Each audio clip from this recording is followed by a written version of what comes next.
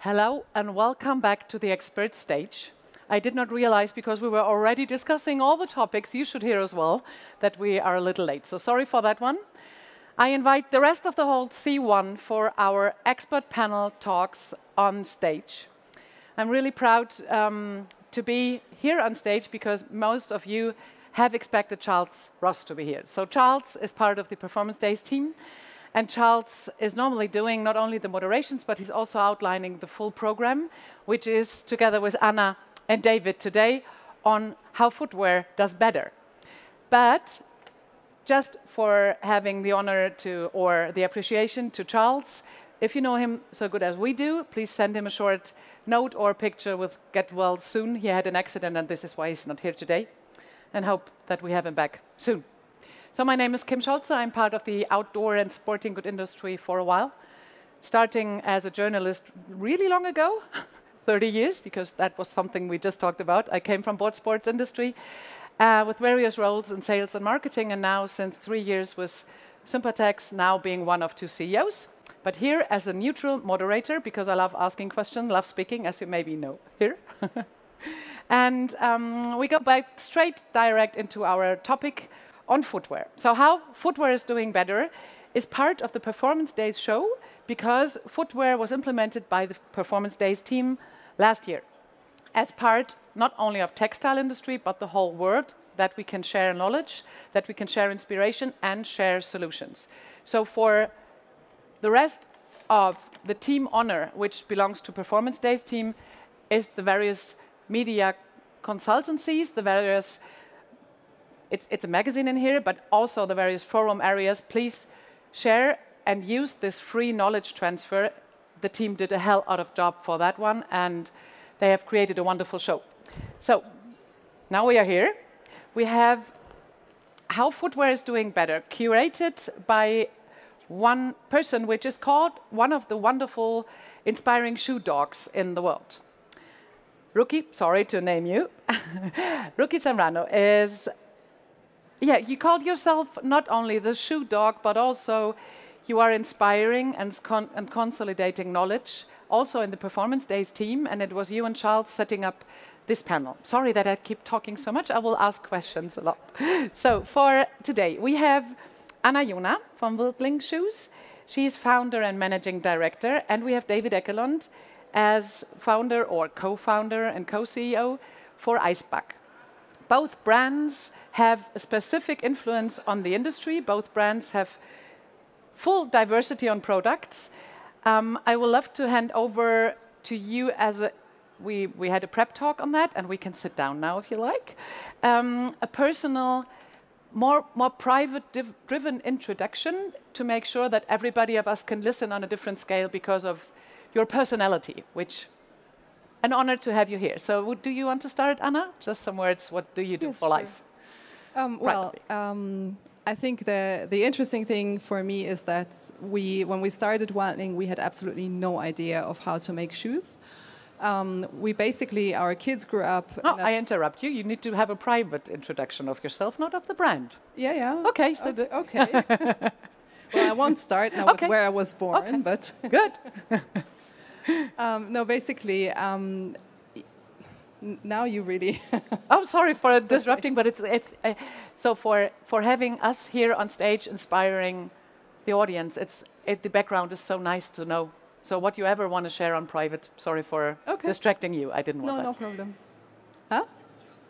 Yes, the children. I was going there. Yes, the kids grew up in a place that is a lot more sunny than Germany, and we moved to Germany in 2013. And the kids grew up mainly barefoot. They walked a lot of barefoot in their first years. And we noticed that the kids were like walking very freely, like kind of really enjoying their movements.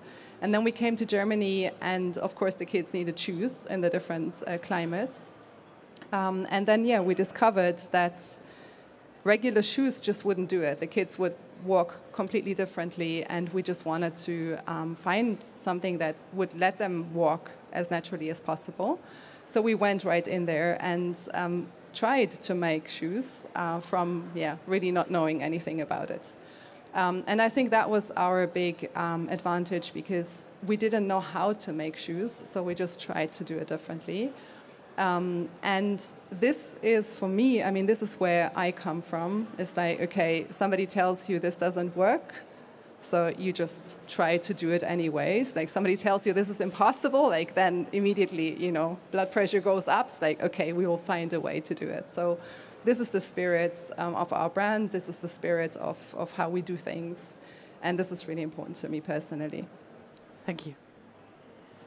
Short introduction from yourself, David? Yes. Okay. I'm a father of 3. I love to be in the forest, and I also like the mountains. So whenever I can, I try to go ski touring. And I was there the other day, and it kind of ties back also into both when you're in the forest and you notice how what you took for granted is not there to take for granted anymore, because you notice changes, more draft, etc.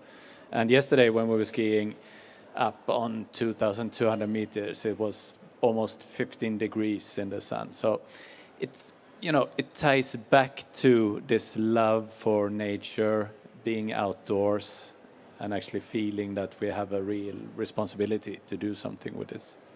And as far as we know each other from various worlds, you're taking responsibility towards as a footwear brand with Icebug. Maybe some words on that after my question. And also, David's pushing Scandinavian Outdoor Group, European Outdoor Group. You're doing a very, very good job in the associations. So maybe that's then the second question. But if it comes to what Anna just said, maybe you can describe your brand as well. So Icebug is based around people not slipping when they're outside doing outdoor activities. So what we started with was a traction technology to be able to run or walk on anything from dry asphalt to pure ice. And that's where we have built from, I would say. And then adding traction technologies for the spring, summer and fall as well. But always with this aspect of making product that actually solves a problem for people, so that they can get out more. And this is how we now put our business target, is about increasing number of uses of products. Because then we think that we align, if we reach that, we're doing well, but it will also have a positive impact on the world. And seeing Rucky, who put together this panel, so we have the barefoot ones, and we have the highly protected for ice. So this is a very nice story, and if you like, Pia, can you raise your hand? So she has the open microphone. So join us for discussions, join us for questions, and for comments, maybe also for solutions. So for next question, Anna, it would be to you. Can you describe what, if you were saying there were so many people saying this is not possible or this is not, so maybe just a short intro, how old is your brand, which were the first steps, and then we come to the hurdles and opportunities next. Absolutely. Yes, we founded the company in 2015. We, that is my husband and I. And yes, the goal was to make footwear that would allow our children to walk as naturally as possible. And we started the brand with a crowdfunding campaign. And in that campaign, immediately people also said, can you please make shoes for adults too? So we became a family brand. And the idea was to make shoes that are as little shoe as possible. Like basically to take out everything. I mean, this is how we started. We took conventional shoes, we cut them apart, we took out everything that we thought wasn't needed. We use mainly natural materials. We try to use as little material as possible.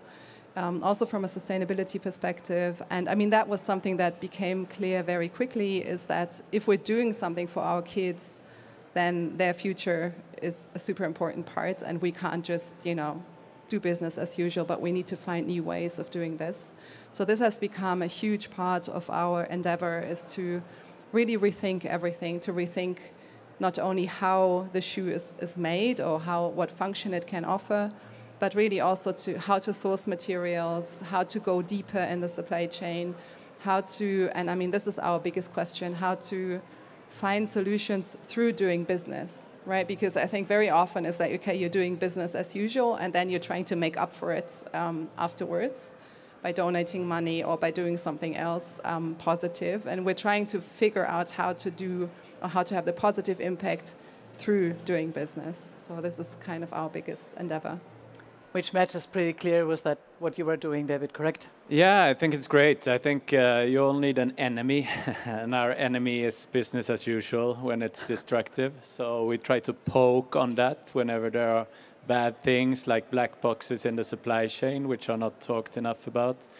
And absolutely, I totally agree, because we are 1% of the planet, which means that we give 1% of our turnover to environmental organizations, and that's good. But it's even more important what we do with the other 99%, so that we're actually, when we reach what we want to reach, that we have a positive contribution to the world. And before we go a little deeper into the solution chain, which is directly counting into supply chain, but chains. So if we start, I'm still interested in who said it's not possible. What was the thing? Well, in the beginning, when you start doing something new, you have to strike a careful balance between, I mean, we really didn't know how to make shoes. So obviously we needed some experts. You mentioned already? Yes, so we needed some experts to help us actually make the first functioning prototypes. So the problem is that you are usually meeting people that have been doing this for decades and they really know, but we wanted to do it differently. So we had the huge discussions on people saying, people like designers, people that were making our prototypes with us, saying this is not possible, or you can't do it this way. This shoe will fall apart and whatever. So it was more quality-wise? It was really construction-wise. We brought them new materials. So we have a material that is 75% paper, and they would freak out in the factory saying, okay, how do you want us to work with this material? And we said, we will find a way together, but we really have to try, because we really, really want to use this material. And did you say that was 2015 with the paper? The paper came a bit later, 2016. Okay. Yeah. Okay. No, but yeah, I think this is the thing that you need to know, okay, how much can you trust an expert and how much do you need to find your own way? And I think this holds true for everything else. Like if you want to redo a supply chain, if you want to go to a different source of material, you usually need to invent at least part of the things along the way. So you need to find great partners, and we have great partners along the way. So collaboration is a super important topic for us, because you need trust, you need mutual trust, you need to work together, you need to kind of have a leap of faith that you will be able to do it together, and then just keep working on it until you find the right solution. One solution for the next question could be please name partners. The other solution could be handing over to David for the frame before we go deeper. Yes, so I'm really interested here in, yes, supply chain is very important, but it's looking quite narrowly at what you do. So you need to go through everything in the supply chain. And also, but we're small, so we're looking at how can we scale this impact. And one thing then is sharing whenever we have a sustainability win, so that others can scale it and be transparent about footprints and so on. But we have also started more and more not to look only on supply chain and counting the products, but actually moving out and looking at what is system effect we have here. So one system effect is if we can provide products which are possible, but also inspire people to smaller, smarter wardrobes. Because, okay, one way of decreasing the resource use is how we work in the supply chain, but then the big pressure is how much do we consume. So if we can have smaller, smarter wardrobes, if we can inspire people to that, we will have a bigger effect. And if we can also inspire people to strive for lifestyles that are low footprint but high quality, hiking in the forest, for example. If we can get some people to substitute flying to New York for a shopping weekend to exploring trails in a local forest close to where we live, the system effect is so much bigger. So we have, we need to expand the scope of what we're looking at, and also how we sell products. So I have a lot of really companies that are very sustainable in how they work with decreasing impact of the individual products. But then when I have these newsletters coming from them, it's, you know, about, okay, now it's 30% off, or now it's at, 24 hours more of sale.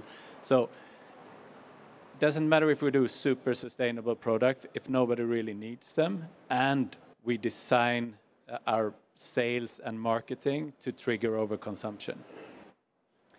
And as a first short summary, the system effect, which you say, which made it possible that you are becoming a brand, and the system effect, which says Icebug needed to restructure bits and pieces, which then will influence the supply chain, is the most important part.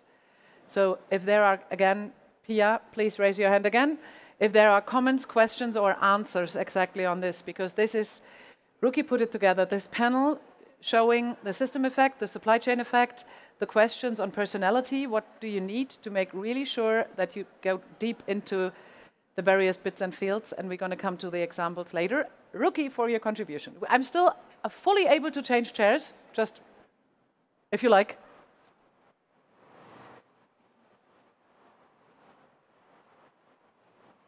Hello. Is it okay? My voice is down, but... Your voice is wonderful. I know the enemy pretty well, which is the business.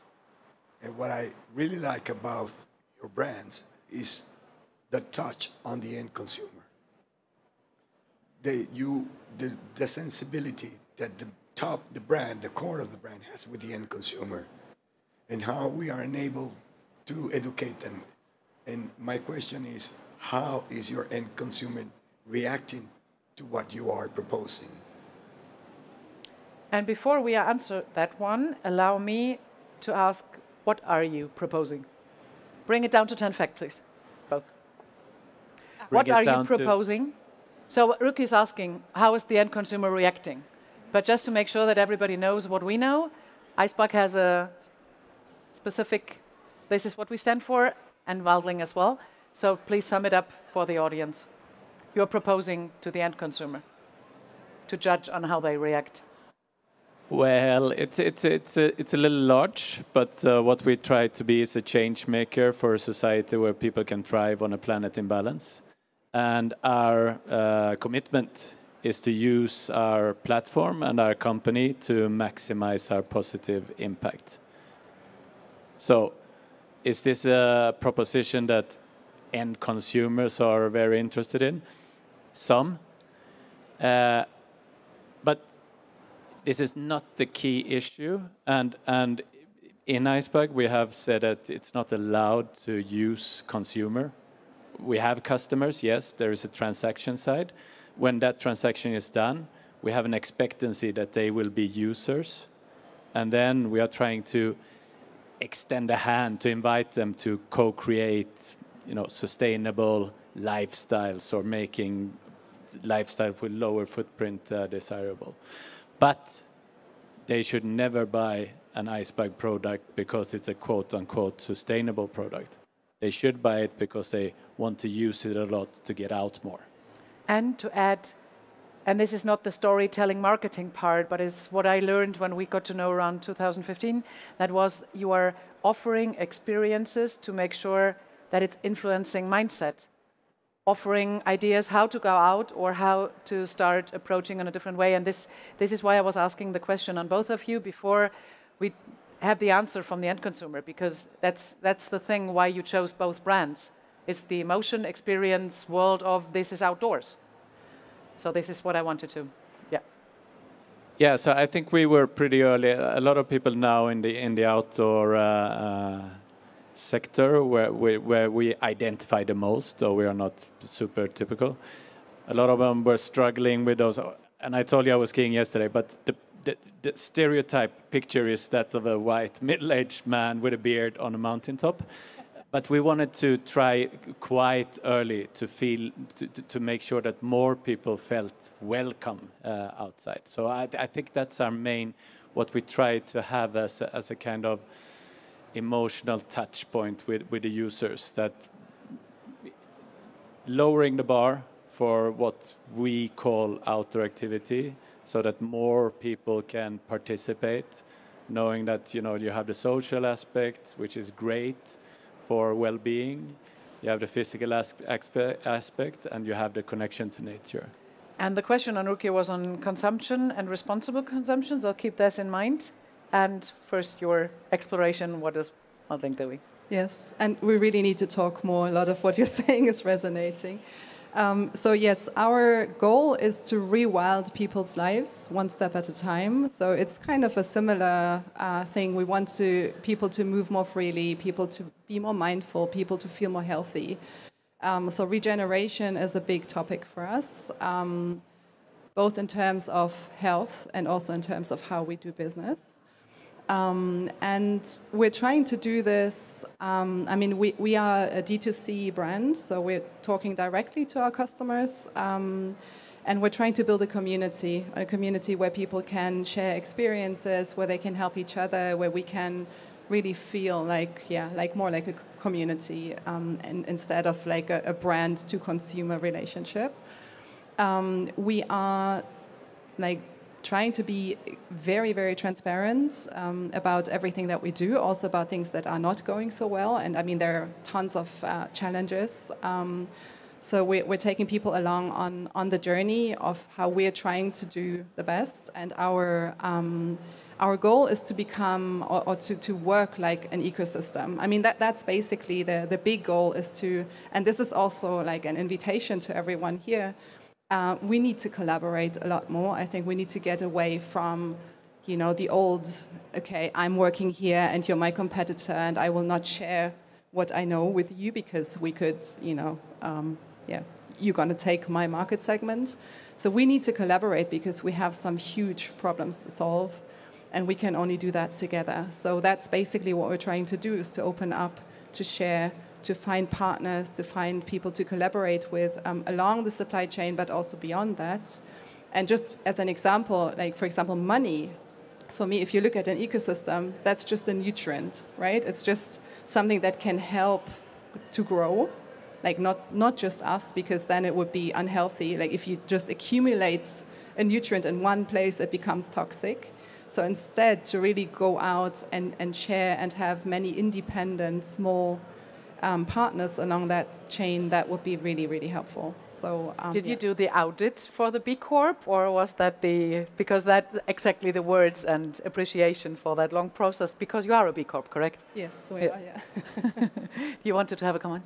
Yeah, I think that the money part is super interesting, and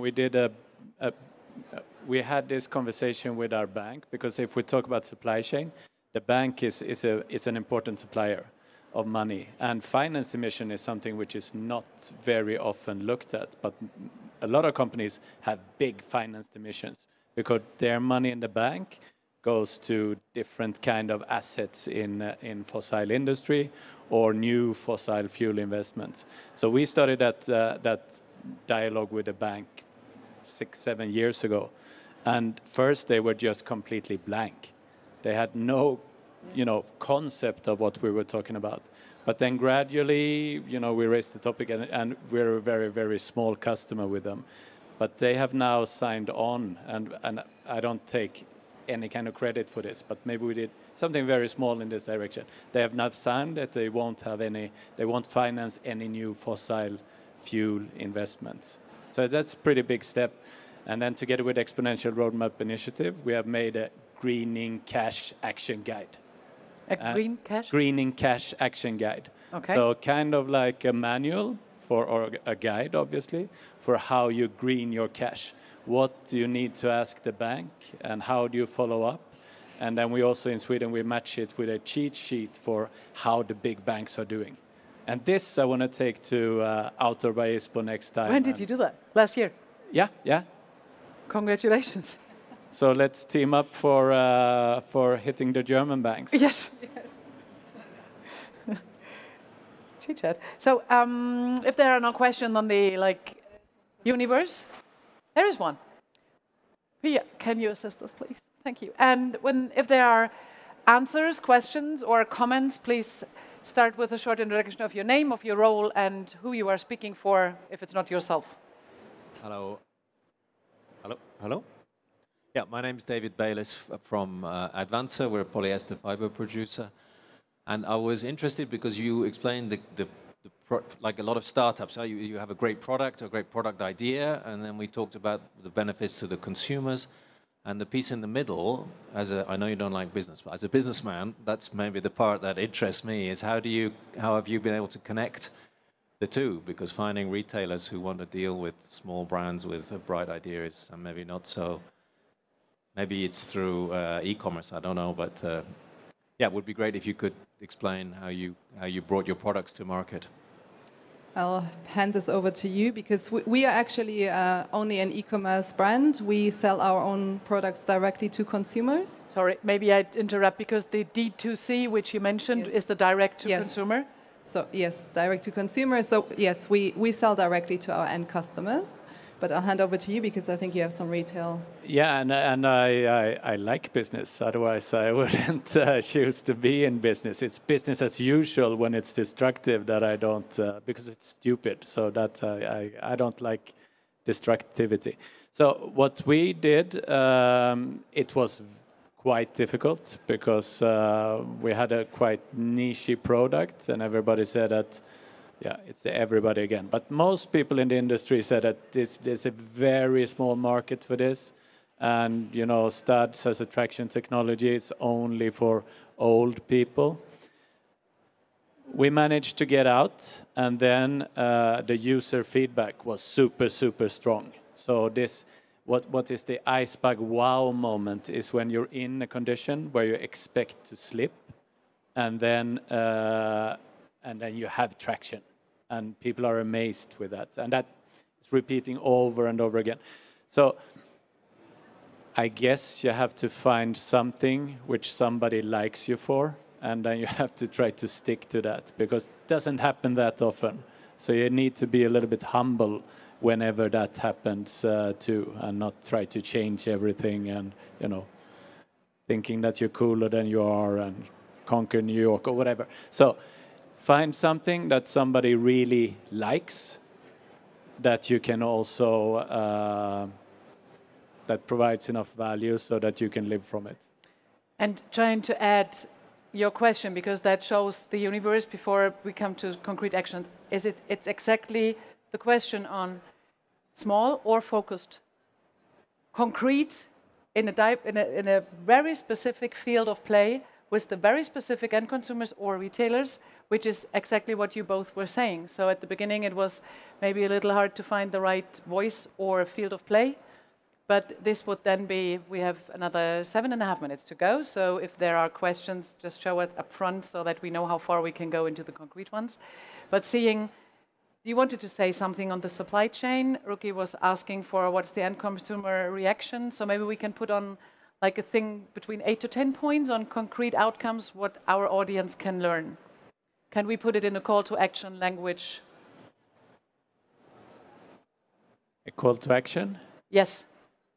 You were saying solar panels, for example. So we start with supply chain, maybe on sharing. Yeah, okay. So if we talk about lowering the individual product footprint, I think the first call to action is always be very mindful of the trade-off between durability and whatever lower impact.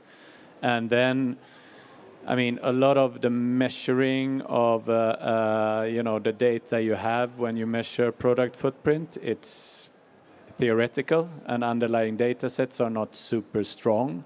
But whenever you can burn less fossil fuels, it will be an immediate difference.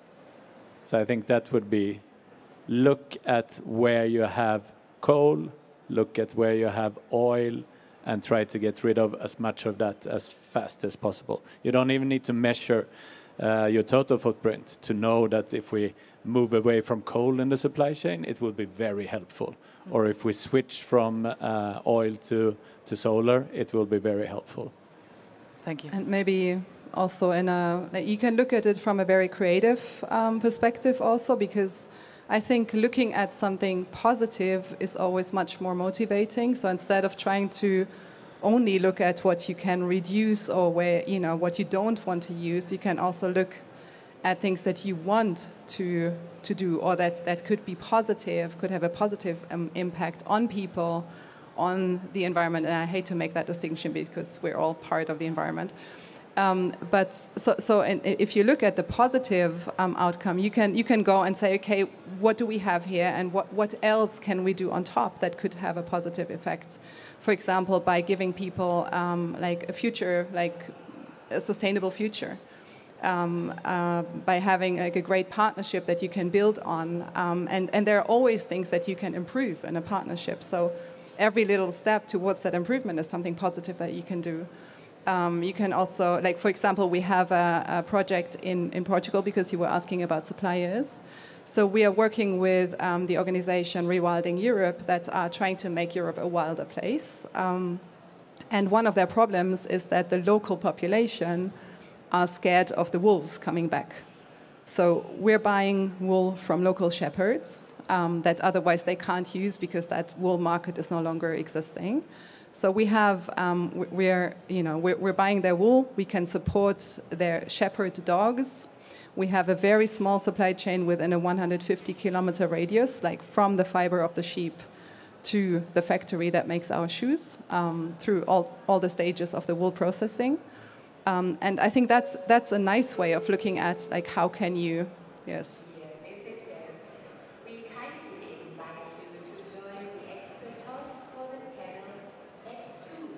The Corporate Sustainability Reporting Directive, strategies for successful collaboration with supply partners. Thank you for your patience. It's always too distracting speaking at the same time.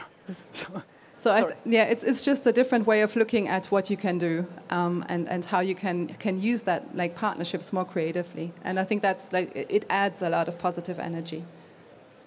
Yeah, I totally agree. And I think one important thing to add is that you don't need to wait until you're perfect. You just take a good enough direction, and then you start moving in that direction, and then you will learn along the way. Yeah. And then you can take a new direction and start moving further.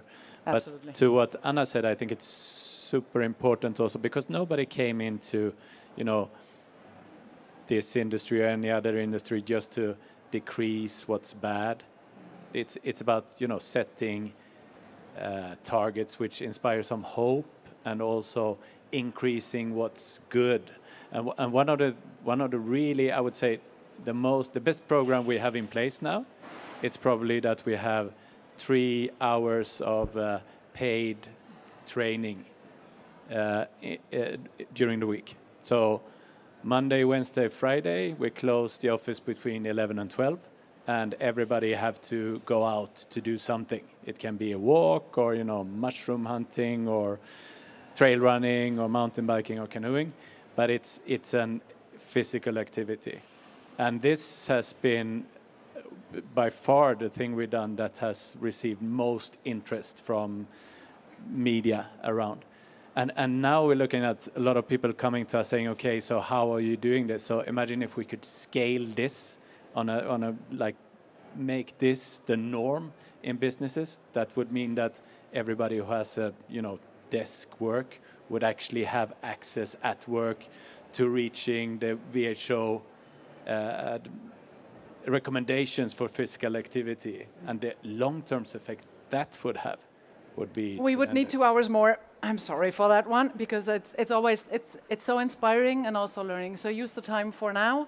We have to end this conversation round now, but use the time with Anna and David to stay around, because that's, again, free knowledge transfer in here, and also very, very inspiring. So thank you so much for having me as a moderator. Thank you, Rucky, for the trust. Get well soon as well as Scholze is. Thank you, Anna. Thank you, David. Thank you. Thank you. You will be here around for questions, I guess. So thank you so much.